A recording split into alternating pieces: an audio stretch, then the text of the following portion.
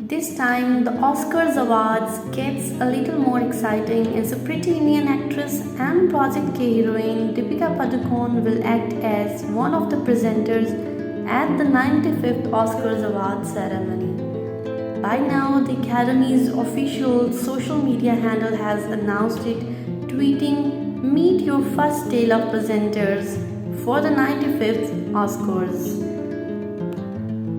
Yes, the news is right that the Bollywood star Deepika Padukone will present an award at the upcoming Oscars 2023, where India is nominated in three categories: original song, documentary feature, and documentary short.